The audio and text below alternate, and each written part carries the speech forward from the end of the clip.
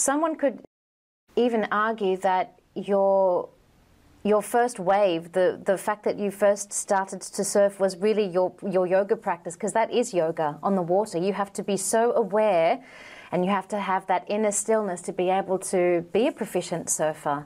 So it sounds like that was your first dedicated yoga practice. Yes, yeah, it was. It's also, you have to surrender, you have to accept, as much as I had to accept when I had to let go of my beloved father. You have to accept that your universe moves in a form of waves, or and that instead of resisting and trying to form it in a way how we would like it, it's much more efficient to open up and listen to our own voice, our intuition, and our path will open up in that way. I agree. And Kundalini yoga, or yoga in general, especially Kundalini yoga, I think it opens us and brings us back to this inner stillness and awareness over and over again. I agree. And you know, the sacral chakra is all about how we process our emotions, because when we're deficient, we tend to be quite, closed off. When we're excessive, we tend to be prone to those excessive highs and lows. But it's about finding the balance, because we will still be disappointed in life. We will still feel sad. It's just that do we give ourselves the time to process, especially the deep sadness or the guilt or the anger or whatever it is that's in our shadow. And little things that happen along the way in our days, they still happen, but when we're balanced in our sacral chakra, they just define a part of our day. They don't define the entire day or the entire week. And that's what I love about you, because when you're bound by your emotions and you can't process them, as you know, through Kundalini yoga and the essence of the sacral chakra, you're then really restricted with your creativity. Yes, exactly. And I'm saying, I'm not saying that I'm always open and in the flow in that space, but it's one of my first, most important places where I have to go back to when I feel misaligned, or I find myself rushing through life, or everything doesn't fall into place. I can't blame anyone else for that, rather than coming back and stop by and say hello to my sacred self. Exactly. And I mean, as you know, the sacral chakra is the energy center that connects us to our creativity. And one of the reasons that I wanted to chat to you about it is because you've created a wonderful life for yourself. And I'm so inspired by the way you combine your passions with your work. Were there any obstacles that you had to overcome in order to do this? I'm still doing it. I'm still creating. I think it's a never-ending process, and obstacles I face. I love that you say that. It is a never-ending process. Yep. Yes, go on. yes. And obstacles we all, I think, face every day is distraction. Distraction from, a rhythm, a natural rhythm, a hum of our life, and rushing and not resting. I think that's one of the biggest obstacles. So taking the time in the mornings or during the day, and I recommend to do it in the morning, because this is when I feel pure and have a blank slate, to find this, refine and redefine this rhythm and the openness into the sacral chakra and into our daily rhythm through meditation and chanting and asana.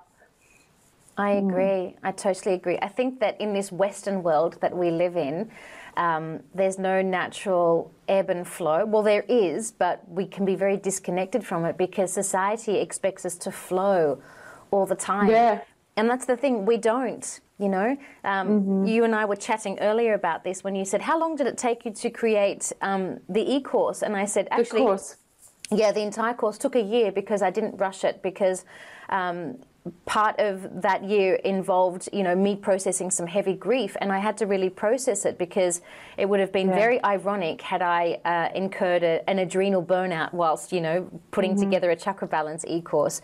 And that flow as well is something that I've had to learn to tailor and pace so that when I'm ebbing, I'm okay with ebbing. I've had to teach myself that I didn't have a great day just because I ticked off everything on my list and I got everything done and I answered all those emails. I've had to teach myself that the day was great irrespective of whether I ticked everything on my list or I answered all those emails. The day was great because I tuned into how I want to feel, because that's what the sacral chakra is all about, and that dictated the rest of my day. So if I wasn't feeling it, now I've learned not to push it, because when I do, inevitably, the quality of work that I produce isn't necessarily very good. And ironically, I only ever have to go back and redo everything anyway. So in terms of time management, it's not congruent. No. And it's, I think, especially as teachers, it's important to get aligned energetically, because you pass on the vibrations you have. And I think when you ask about the obstacles, and I think that's especially as teachers, and we are all in our lives teachers and teachers to people we meet and we share our lives with. So as teachers that we all are, I think fear and jealousy, or I mean, it's all fear-based really, but jealousy and comparison, these things, they are just shifting our path away from that. So it's important to come back and to be grateful and have a daily gratitude practice, as you offer in the course. As you know, this is one of the first steps you need to do, to see, and also to see what makes you unique. You know, what makes you different, instead of saying what makes you insufficient. This is, what makes you different. This is such a better question to ask, and this is where you have, you receive in life. This is where you gain prosperity in relationships, in your work, in your personal life in general. It's interesting. I'm glad that you brought up the concept of jealousy, because when I work with my students or my one-on-one clients, they come and see me and they go, "Oh, it's so bad. I just, this jealousy," and it's like, it's actually not bad. It's we have English and algebra and science tutors, but we don't get taught that there is actually medicine in heavy emotions like jealousy, like anger. And you didn't just get jealous. You just ignored the little warning signs along the way, and then it erupted into jealousy. It didn't erupt. It was a process. And there's medicine there, because I always say, if you're jealous of someone, it's because you think that they're embodying something that you lack. So let's go into that. What is it that you think? What is it that you think they have that you don't? Let's go there. That's where the medicine is. And it really is. It really is that you recognize that what the other has. That's what you have in yourself, isn't it? When you talked about about mirroring, about shadows, it's all we all reflect. And we all can only see what we have within. So it's jealousy. We can turn it upside down and say it's appreciation of someone else's gifts, because it's our gift too. And we grow with this appreciation. And I think it's not just a gift. I think they're also our teacher, because they obviously found the pathway to embody whatever it is, whether it's fame or money or love. And they've shown you that, hey, if they can do it, why don't you find your pathway to embody that as well, but do it in your way. In your way. I love that. You're an amazing teacher. That's amazing. Bless.